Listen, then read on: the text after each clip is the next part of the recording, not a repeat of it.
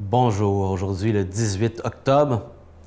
Le texte aujourd'hui est dans l'Évangile selon Luc, le chapitre 10. Et fait intéressant, il y a exactement un an, c'était le 5 octobre, j'étais en train de vous lire le même texte pour mon premier homélie. Et je me retrouve un an plus tard avec vous encore, en train de partager la parole, et je considère ça vraiment un grand privilège. Je remercie la Victoire de l'amour de m'offrir cette joie de vous lire et vous partager, vous expliquer les évangiles. On est dans le chapitre 10 de Luc et je vous lis ces quelques paroles. Parmi ses disciples, le Seigneur en désigna encore 72. Il les envoya deux par deux devant lui dans les villes et localités où lui devait aller. Donc, il préparait le chemin. Il les avait formés et là pouvaient partir. Il leur dit, « La moisson est abondante, mais les ouvriers sont peu nombreux. Priez donc le maître de la moisson d'envoyer les ouvriers pour sa moisson. Allez, je vous envoie comme des agneaux au milieu des loups. » Alors là, il parle d'une grande vulnérabilité. Ils ont besoin de la protection de Dieu pour faire un tel geste. N'emportez ni argent, ni sac, ni sandales, et ne vous attardez pas en salutation sur la route. Soyez déterminés, avancez dans la mission que Dieu vous a donnée. Dans toute maison où vous entrerez, dites d'abord « Paix à cette maison ».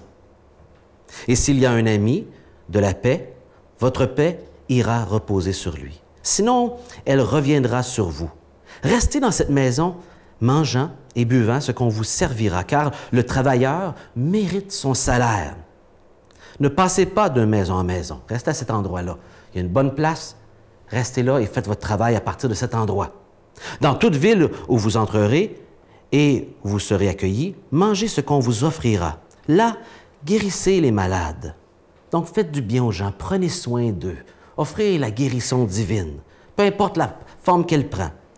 Et dites aux habitants, le règne de Dieu est tout proche de vous. Que le Seigneur bénisse la lecture de sa parole.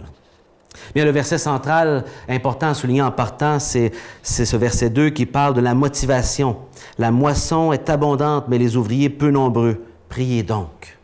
Et donc, le besoin, c'est la moisson, c'est les gens qui ont besoin d'entendre et qui sont en besoin d'entendre. Et le défi, c'est qu'il n'y a pas beaucoup d'ouvriers, pas beaucoup de gens qui ont donné leur vie à Jésus, qui sont prêts à travailler pour lui et partager la bonne nouvelle. Et la solution, bien, c'est la prière.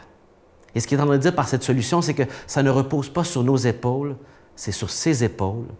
Mais nous avons un rôle quand même de lui montrer notre foi, de montrer qu'on dépend de lui et le prier, lui demander qu'il envoie des ouvriers dans la moisson pour cultiver dans notre cœur aussi l'intérêt pour l'autre, l'intérêt de partager la bonne nouvelle que nous avons reçue pour l'autre.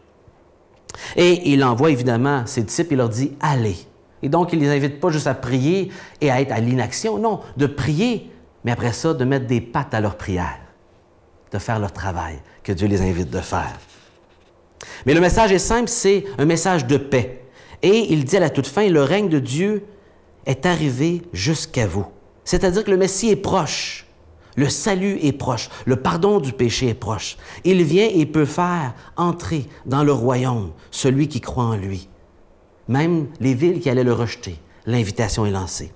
J'aimerais m'arrêter sur ces dernières paroles aujourd'hui, qui sont un avertissement.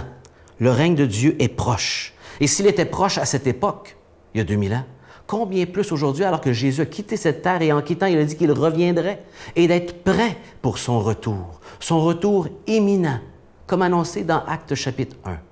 Et donc, on doit être prêt. Et pour cette occasion, en terminant, j'aimerais vous lire ces quelques versets dans l'épître de Pierre. L'apôtre Pierre, le grand apôtre, a écrit ceci dans le deuxième épître, le chapitre 3. Tout d'abord, sachez-le, dans les derniers jours viendront des sceptiques, des moqueurs, menés par leur passion personnelle. Et ils diront ceci, « Où est la promesse de son avènement?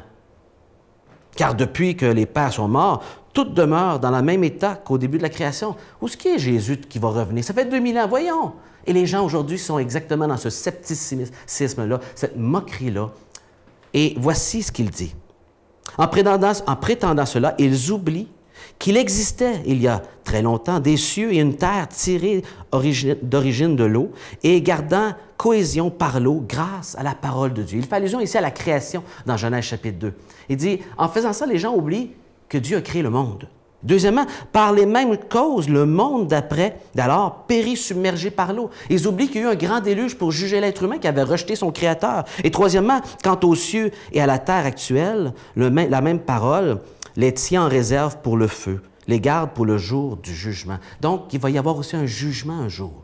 Création, jugement par le grand déluge du passé, qu'il va y avoir un jugement dans le feu. Ils oublient cela. Il y a une chose, en tout cas, mes amis, que vous ne devez pas oublier. Pour le Seigneur, un jour est comme 1000 ans et 1000 ans comme un jour. Le Seigneur n'est pas attaché au temps. Il transcende le temps, il a créé le temps. Et le Seigneur ne tarde pas à tenir sa promesse, alors que certains prétendent qu'il a du retard. Mais il fait preuve de patience envers vous, ne voulant que personne périsse, mais que tous viennent